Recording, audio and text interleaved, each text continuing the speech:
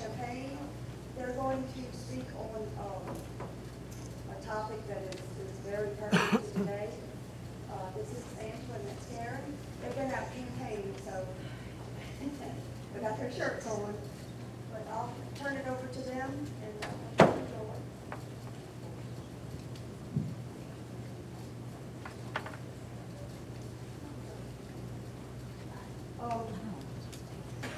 There are two citizens that began when all this started, like the Tea Party movement started. They were kind of upset with the way things were going and not having a voice.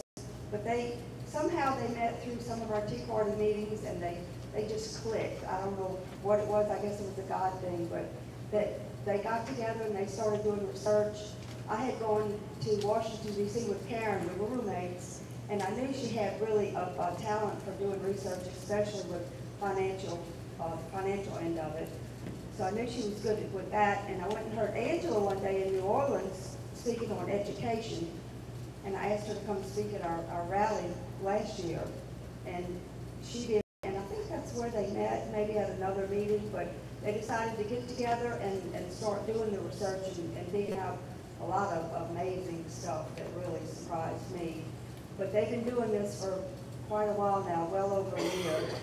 They've done a lot of good, hard work, and they have a lot of information for us. So they finally formed the People LLC because every time they go up to Baton Rouge to be in a legislative session and to have their voices heard, they would be asked, well, who are you with? And they really weren't with anybody. They were just for the people. So they started saying the people, and that's how they got their title. So they're the People LLC. If y'all give them a good hand, and I'll turn it over to them. Thank you, Carol. Thank you, everybody, for coming today. This was one of our favorite events last year, and we got to go play with the kids last year, but we get to play with you today. I'm just going to do kind of a little intro,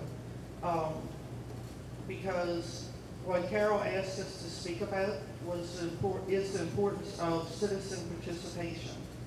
And I think the fact that you guys are here automatically makes me assume that you realize how important that is.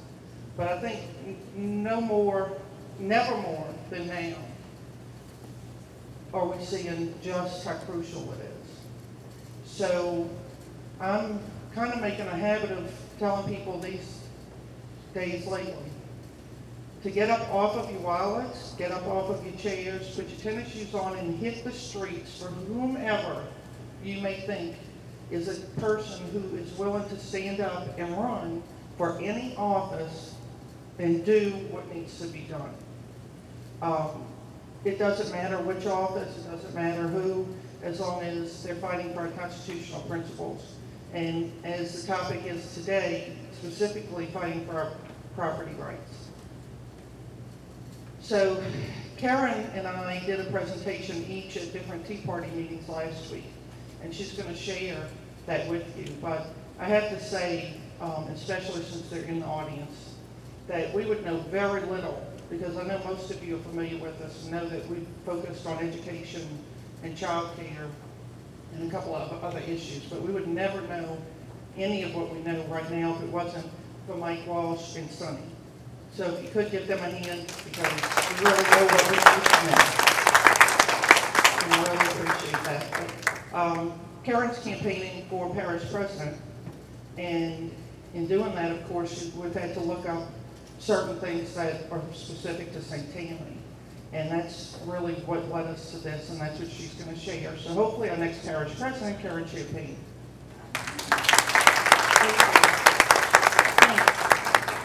I just wanted to share some things that are going on right now in our area pertaining to planning. I knew that Carol had informed me that the city of Slidell was having citizen input on this new zoning and planning that they had hired a consultant to look into for them. And the first thing I did when I heard consultant was get on the internet and look up who this consultant is and what, of course, is their special interest. because I'm finding that the more and more consultants that we hire, they already have an agenda. And so unfortunately, I did find that the consultants that Slidell hired, Kendig and Keys, the Kendig and Keys Collaborative, actually do have an agenda. And this is from, they had a APA, American Planning Association National Conference in Las Vegas. I'm just going to read you a few things of what Lane Kendig has to say about what's coming in the year 2100. He believes that when the year 2100 arrives, the United States and the world will look a lot different than they do today. Global warming will have raised sea levels. And he also believes that action needs to be taken to halt the rise of carbon levels that cause global warming. This is the people that the city of Slidell hired to do the planning for the new zoning for the city of Slidell. I'm just kind of wondering where they're going to take us. One of the things they also state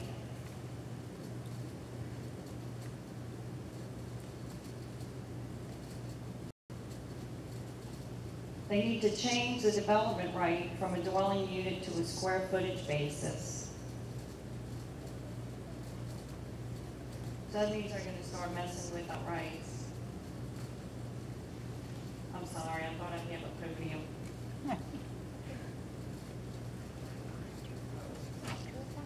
Use the piano. Oh, is she Okay. They also believe that the percentage of the population in suburban and estate areas need to be reduced. Megastructures will be common in transit centers and urban cores. There will be a return to group-formed communities because cars need not come to each house, permitting a very different community type appearance. I don't know if y'all are aware, in the St. Tammany area, we are currently putting up a lot of these planned unit developments, asking you shall receive. Planned unit developments with our tax dollars. HUD is kind enough to provide funding so that we can put in mixed income housing and also mixed unit developments. These 300 or so unit apartment complexes that are going up all over, we are funding that. Or we're helping to fund that. We're offering tax credits to the developers.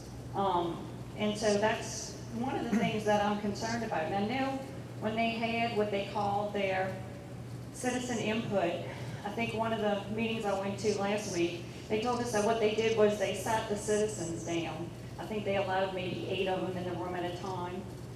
And they showed them a slideshow, one picture of a dilapidated building, and another picture of a building that was fixed all real nice with a nice landscaping and everything, and they asked which one you preferred. Well, duh. I think we're all going to prefer the one that looks better. But there's your citizen input. So now, when they print this article in the paper, and they say what the new zoning rules are and the new zoning laws are, the citizens agreed. We had citizen input and they agreed, and this is what they agreed to. You all agreed that you wanted your buildings to look like this. Well, I don't know about you, but I believe in private property rights.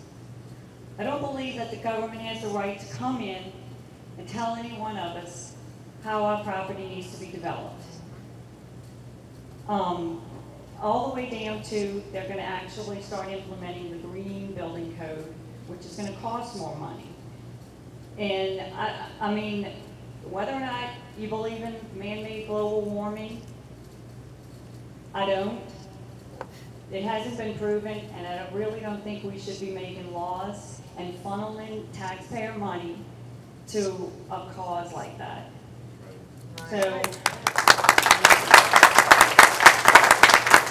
that's one of the reasons why I want to get involved. I know when they started in St. Tammany Parish with the transferable development rights, we all went down to the parish and sat in the council meetings, and we all stated our concerns, and of course they all listened to us very intently because, you know, the people were speaking, and gosh darn it, it's very important what the people have to say.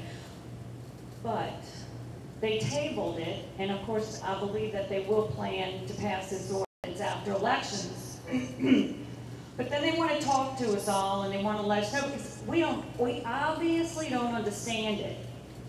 If we understood what was happening to our property rights, why would all be for it? So they're going to explain it to us again, and then they're going to put this ordinance forward again. And so really, when it truly comes down to it, I found that when we go to Baton Rouge and we go to these council meetings, we don't have a voice. It's the special interests that have the voice. And whatever it is that their agenda is, usually comes down to money, and somebody's making money off the deal. It's just like when they take our light bulbs and they say, you can't use an incandescent light bulb anymore, you have to use a curly Q light bulb. Well, if you do the research and you find out who lobbied for that bill, that's who's making the money off of it. And that's not the way our government was set up. So we have no voice, and I got sick and tired of it, and I felt like I need to do something to try and stop them and make sure our voice is heard. And make sure we return to a government that is limited by the Constitution.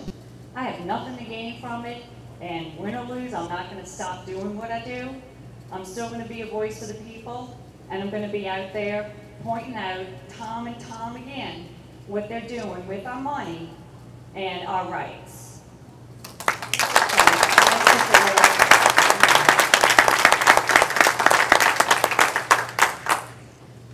What Angela was saying is we do need to get involved.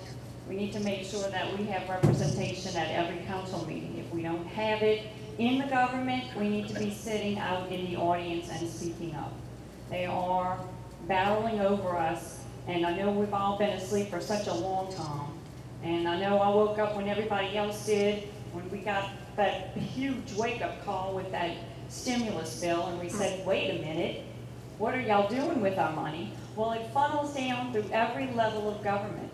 They entice state and they entice the parishes with federal grants. So how can we sit here and complain about a deficit when on every level of government we're responsible for it? And everybody says, don't touch my project. Well, you got to cut the funding somewhere. You know, I mean, St. Tammany Parish, we just spent $300,000 on an online permitting system. We maybe give out 2.5 permits a day. And that was through a federal government grant, and that was through a one of those green grants to reduce the driving. So in order to reduce the driving down to the parish, we needed to spend taxpayer money on an online permitting system. And that's just one of the examples. And our population here has increased since the year 2000, 20% in St. Tammany Parish. But our government has increased over 100%. So is government out of control? Yes. On every level, I believe it is. And I really think that we just need to start putting our foot down, and regular people need to start standing up and saying enough is enough.